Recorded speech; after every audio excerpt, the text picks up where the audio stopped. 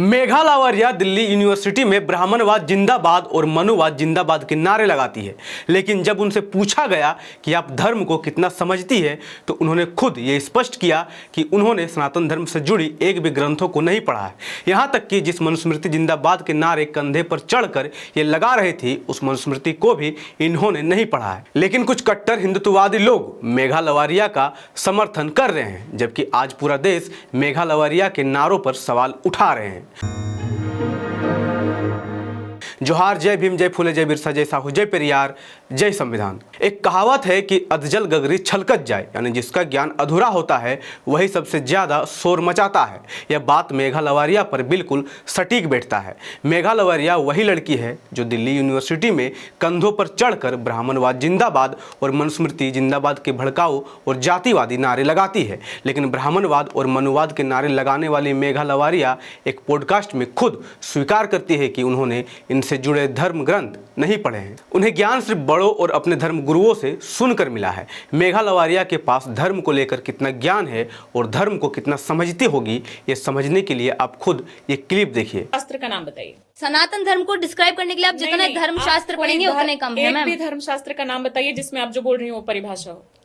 ये सनातन धर्म में ही है मैम। आप इसमें धर्म शास्त्र को कैसे जोड़ सकते हैं? नाम बताओ। वेद पुराणों में हर जगह ये चीज है। वेद में या पुराण में? वेद में तो किस में, किस उपनिषद में, और पुराण में तो किस पुराण में? वेद पुराण मैंने पढ़े नहीं है, जहाँ मैंने अपने पेरेंट्स से सुना है। कैसे दे रही हैं? जो मैंने अपने पेरेंट्स से सुना है, जो मैंने अपने धर्म गुरुओं से सुना है। आप इस तरह से सार्वजनिक मंचों पर परिभाषा दे। ऐसे एक नहीं बल्कि कई पॉडकास्ट है जिसको आप देखकर समझ सकते हैं कि जिस मेघा लावरिया को कट्टर हिंदुत्ववादी लोग समर्थन कर रहे हैं उन्हें धर्म और मनुस्मृति का कितना ज्ञान है। मेघा लावरिया के ज्ञान का स्तर क्या है वो आप इस बात से भी समझिए। इनका कहना है कि वे जातिवाद के खिलाफ है लेकिन वर्ण व्यवस्था का समर्थन करती हूँ।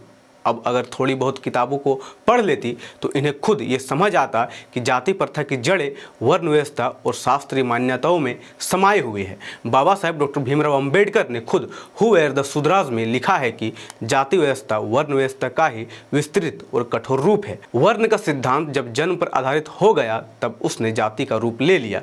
बाबा साहेब ये भी लिखते हैं कि मनु ने समाज में असमानता को कानून का रूप दिया और उसे धर्म का आधार प्रदान किया। एनहिलेशन ऑफ कास्ट में बाबा साहब ये भी लिखते हैं कि वर्ण व्यवस्था स्वतंत्रता, समानता और बंधुत्व के सिद्धांतों के विपरीत है, इसलिए यह लोकतंत्र के अनुकूल नहीं हो सकती। मेघा लावरिया के बयान और मानसिकता को जब आप समझेंगे तब आपको एहसास होगा कि मेघा लावरिया बिना तर्क के सनातन धर्म के एक कट्टर समर्थक है जो दूसरों के खिलाफ लगातार जहर उगलती है, जबकि इन्होंने आज तक धर्म से जुड़ी कोई किताबें नहीं पढ़ी है और सनातन धर्म की खामियों पर इनको कोई बात नहीं करनी है। ये उस हिंदू धर्म के आड़ में देश में जहर उगल रही है जिसने इंसान इंसान में भेद करना सिखाया। एनहिलेशन ऑफ कास्ट में बाबा साहब ये भी लिखते हैं कि हिंदू समाज समाज नहीं है, ये जातियों का एक संग्रह मात्र है।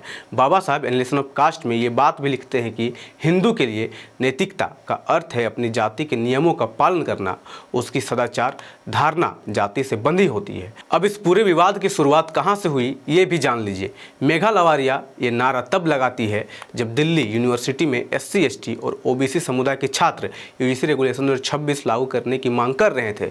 उसी बीच मनुवादी विचारधारा के लोग पहुँचते हैं और इनके शांतिपूर्ण प्रदर्शन को बाधित करते हैं और ब्राह्मणवाद जिंदाबाद और मनुवाद जिंदाबाद के नारे लगाए जाते हैं। 50 लोग थे, 50 लोग से 200 लोग हो जाते हैं और आपने उसके बाद जो वीडियो देखे होंगे उसमें नारे लगाते हैं कि ब्राह्मणवाद जिंदाबाद और देश के गद्दारों को गोली। अब जरा सोचिए, भारत का संविधान स्वतंत्रता, समानता, बंधुत्व और न्याय के सिद्धांतों पर आधारित है।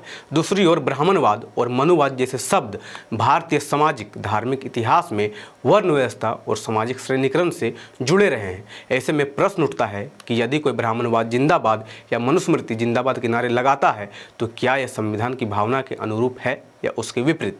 भारतीय संविधान का अनुच्छेद 14 सभी नागरिकों को कानून के समक्ष समानता का, कानून के समान संरक्षण की गारंटी देता है, जबकि मनुस्मृति और वर्ण व्यवस्था समाज को जन्म आधारित श्रेणियों में बांटती रही है जिसमें अधिकार और कर्तव्य अलग अलग निर्धारित बताए गए हैं। यानी जहां संविधान समान नागरिकता की बात करता है वहीं जन्म आधारित श्रेणीकरण का सिद्धांत समानता की धारणा से टकराता है।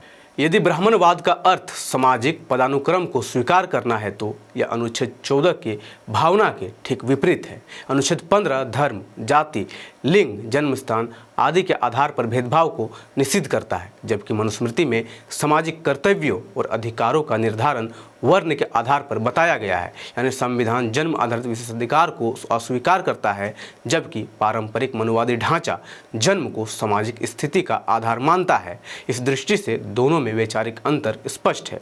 अब कुछ लोग कहेंगे कि अपने विचार को खुलकर रखने की आज़ादी संविधान ही देता है, लेकिन इसका मतलब ये नहीं कि आप ब्राह्मणवाद और मनुवाद के नारे लगाकर संविधान की मूल भावना के ही खिलाफ नारेबाजी करें। ये सच है कि भारतीय संविधान का अनुच्छेद 19(1)(a) अभिव्यक्ति की स्वतंत्रता का अधिकार देता है। नारे लगाने का संवैधानिक पहलू सिर्फ किसी विचार का समर्थन करना, जब तक वो प्रत्यक्ष रूप से हिंसा या भेदभाव को उकसाता नहीं, अभिव्यक्ति की स्वतंत्रता के दायरे में आ सकता है। लेकिन यदि कोई नारा संविधान विरोधी, भेदभाव या घृणा को बढ़ावा देता है तो उस पर कानूनी प्रश्न उठ सकते हैं। लेकिन चिंता का विषय ये भी है कि इस नारेबाजी से पुलिस प्रशासन या सरकार को कोई आपत्ति नहीं हुई। आज भी नारे लगाने वाले खुलेआम घूम रहे हैं। ये स्थिति न सिर्फ संविधान के महत्व को कम करती है, बल्कि इस तरह की जातिवादी मानसिकता और ब्राह्मणवाद के समर्थकों को बल भी मिलता है, जिसने देश के मूल निवासी बहुजन समाज को हजारों सालों तक शोषण किया है। इस पर अपनी राय नीचे कमेंट करें और वीडियो अच्छी लगे तो ज़्यादा से ज़्यादा शेयर कीजिए। धन्यवाद। जय संविधान, जय लोकतंत्र, जय भीम, जय मूल निवासी। MNT न्यूज़ नेटवर्क को सब्सक्राइब करें, लाइक और फॉलो करना ना भूलें। साथ ही बेल आइकॉन दबाकर जन जागृति की मुहिम में जुड़े रहें।